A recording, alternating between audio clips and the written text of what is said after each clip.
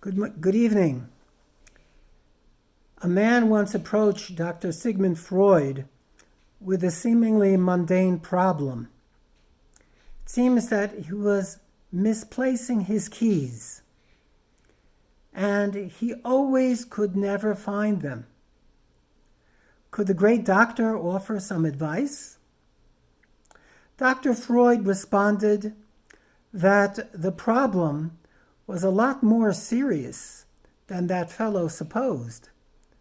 The immediate solution would have been to try to coax the memory, to recall the details surrounding the mislaying of the keys, the last place you remember seeing them, the intensity of the sunlight in the room at the time. No matter how trivial and insignificant these details may be, they will help you find your keys. However, in the long term, the good doctor suggested, you should consider some sessions of therapy, because it is only through ferreting out our most distressing memories and confronting them that this problem can truly be solved and avoided in the future. During the weeks leading up to Tisha B'Av, we Jews are like that gentleman who came to the good doctor. We are obligated to recall our lost keys. You see, there's a beautiful medrash which relates that when the Romans entered the Temple Mount and had started to ignite the building in flames, the Pirchei Kahuna, the young Kohanim, the youths who were just completing their apprenticeship to serve in the temple, escaped to the roof of the burning building. They lifted their eyes heavenward and they cried, "O Lord of the universe, because we were not loyal guardians of your holy temple, we return her keys to you." Then they flung the keys skyward, and the image of a heavenly hand suddenly appeared to grab them. For over 1,952 years, we as a nation have lost our keys. In our case, we know where they are. They are safely held in the hands of God. But the real question is, how can we retrieve them? How can we take those keys and open the doors of a third temple? Many people wonder why it's necessary to still observe Tisha B'Av. After all, in our own time, don't we have a state of Israel? Haven't we witnessed the miracle of the new state? Are we not already fulfilling our destiny as a light unto the nations in many various fields? Have we not even reclaimed the old city of Jerusalem? The answer is an involved one, but perhaps we can give a concise answer. The answer is that so long as we are still missing our holy temple, then we are akin to a body without its heart, an individual without a soul. So, returning to our question, how do we retrieve our lost keys? The answer is similar to the one that Dr. Freud suggested. It is to thoroughly explore our past, our history, and to go deep down in that past and relive the experience of the loss of the temple in a real and tangible manner. You see, in Judaism, remembering an event simply by reading about it passively or watching a movie about it may be entertaining, but it does not have the effect that we seek. On Passover, we declare, Bechol Dor Vador, Chayav Adam larot et atzmo ki'ilu hu yatsa mimitzrayim. In every generation, each Jew must be able to relive the Exodus. How is this done? By activities, by eating matzah, maror, drinking the 4 cups, reading from a Haggadah out loud in the presence of our families, in order to make the experience joyful, real, and alive.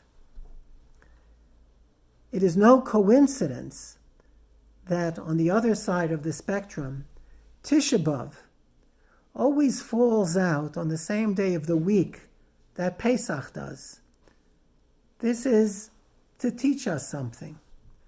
Because just as on Passover, we have to re-experience the Exodus, B'chol dar vador, in each generation, we too must actually relive the experience of the destruction of the temple. How? By actual activities, by fasting, by refraining from normal social conversations with friends, by bringing ourselves to tears, literally, when we consider the glory that the temple was and our present situation in the exile, which is still not over. The rabbis tell us, he who truly mourns for the temple will one day witness its rebuilding. Is that true?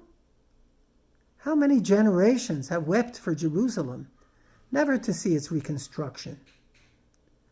How many generations have cried and have experienced suffering at the hands of depraved enemies, and yet never saw the reconstruction of Jerusalem?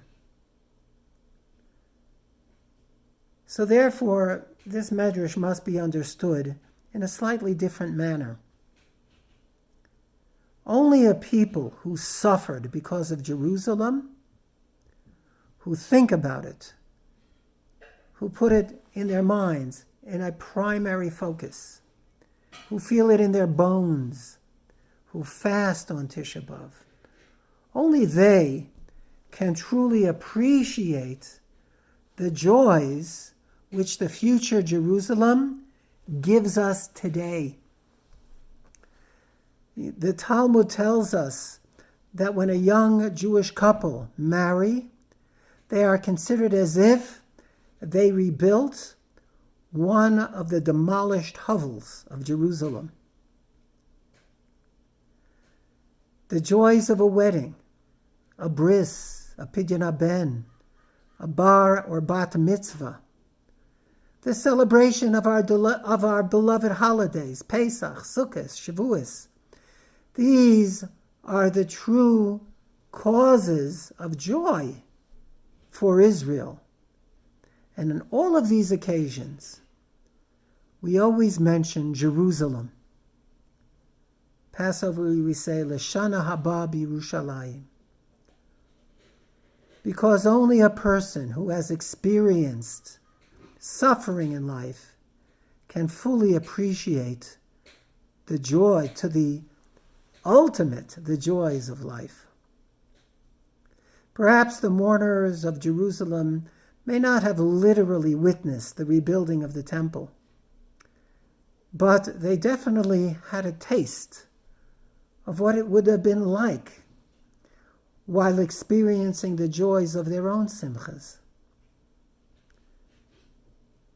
Indeed, one can never truly experience the personal joys of life without also going through various Tisha B'Avs. As we have said many times, a Jew must live in the present, 2 feet firmly planted in the present, but he must also live in the past. And he must also live in a distant future. And all of this, combining past, present, and future, in his present. By observing Tisha B'Av with our children, we can rest assured that they and their future generations, God willing, will do so as well. And with Hashem's help, their children and their children's children will continue doing so as we have done miraculously for 2,000 years, and will continue to do so until the coming of Mashiach and the building of the temple. In addition, we also owe it to our brave martyrs of every generation over the last 2,000 years to observe Tisha B'Av in order to sanctify their holy memories. Remember that Tisha B'Av not only records that one event of the destruction of the temple, it also commemorates the expulsion of the Jews of Spain in 1492. It commemorates the beginnings of the deportations of Hungarian Jewry to Auschwitz in 1944. It was a day of tragedy in almost every generation for the past 2,000 years. If we can observe this day in sanctity and solemnness, if we can succeed in keeping alive the memory and the flame of our beloved martyrs, if we can shed actual tears over the loss of our temple, then we may truly be worthy of finally discovering our lost keys to open the doors of our happy destiny, which lies waiting for all of us with the coming of Mashiach Tzidkenu, B'mheira b'yameinu, Amen. Have an easy fast.